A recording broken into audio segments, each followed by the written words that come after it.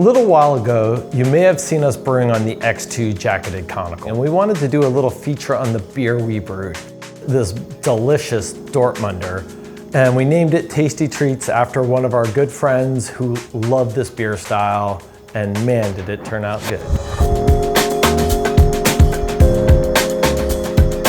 Yeah, I think Tasty Mike McDole would be proud of this. We're gonna take you through grain to glass, how to make this beer at home yourself. As you can see, we got awesome clarity. I mean, this batch really came out nice, so I have high expectations, but let's break it down. Let's go over what we used, how we got here, what temps we fermented at. So let's start with the grain bill.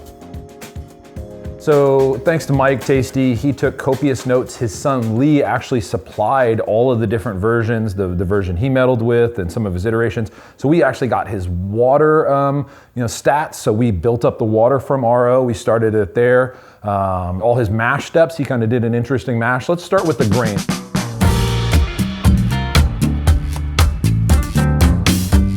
It's got Pilsner malt, some two-row American two-row, some Munich malt, a little bit of flaked wheat, and a tiny, tiny bit of carapils for that head retention and body.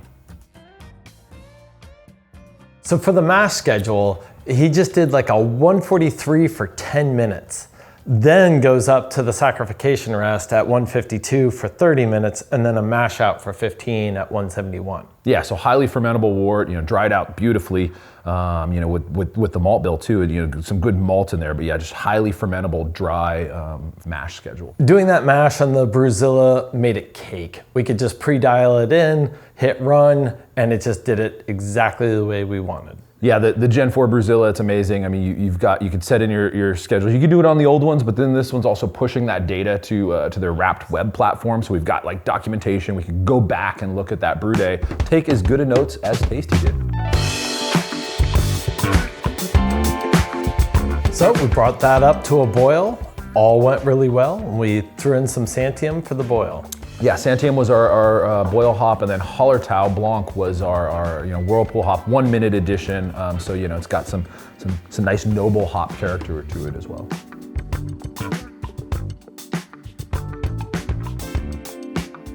So Vito made a great yeast starter for this batch using... Yeah, we use White Labs on this one. Made it big lager. We're trying to do 3-4 times the amount of yeast you traditionally do for an ale. So we made a big yeast starter, pumped it full of oxygen as well, and really gave it that set fermentation. So last year we had a little bit of a flaw. Everybody tasted it.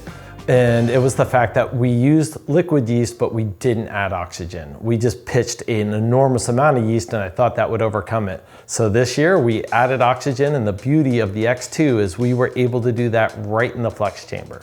Yeah, what was nice about it, you had the flex chamber, you had the little stone that I think is an addition you put on there, oxidation stone. You can use it for carbonating as well, but we used it to oxygenate and kind of rouse the yeast up in a solution to make sure that that yeast has all the oxygen it needs for cell growth. And I'm not picking up any flaws in this beer, so I think we nailed it, Chris. No acetaldehyde.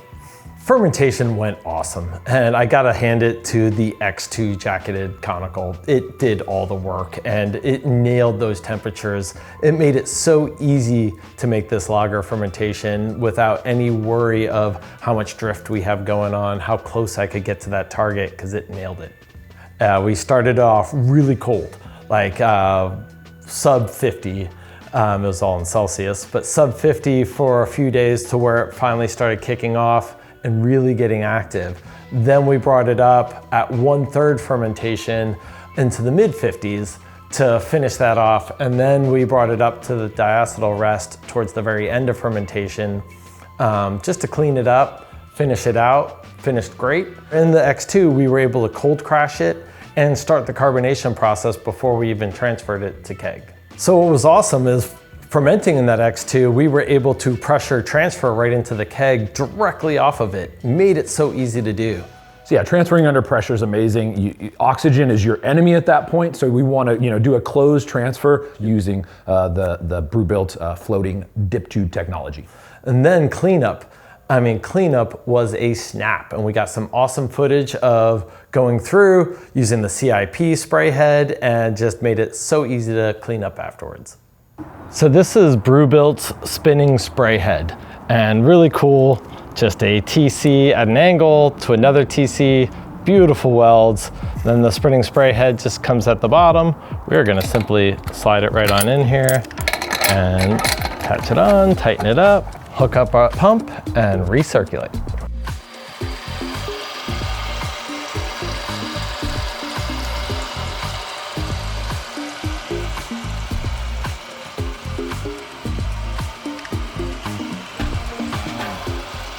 After brewing this, I thought it was so good. We're entering this beer into the National Homebrew Competition again, and I think it should do a lot better than last year. But Vito, what do you think? Man, yeah, I really love this beer. I loved last year's. There was, some slight notes that they give you in Matt. No oxygen with the yeast, I know. So I think we totally corrected some of those issues this year. Yeah, I'm getting these great toasted bread notes. I mean, it's all about the malt, but there is that noble hop in there too. Just delicious. I have not stopped drinking this since I grabbed it. Amazing lager that's got this beautiful balance between malt and hops, and is just super crushable. I love came out nice and dry. Beautiful clarity. I think this one's gonna do good. Well, I've gotta say, it's a pretty great beer. I'm pretty proud of this one. Hopefully it does well. We'll let you know how it does in the competition. Probably won't take first, but you never know. If you haven't made this beer style yet or had it somewhere, you really gotta try it. This is a crushable beer, easy to drink, especially on a hot summer day. And even on a cold day like today, still tastes great. Great job, Chris. Cheers. Cheers. Hell of a clank. I get aggressive.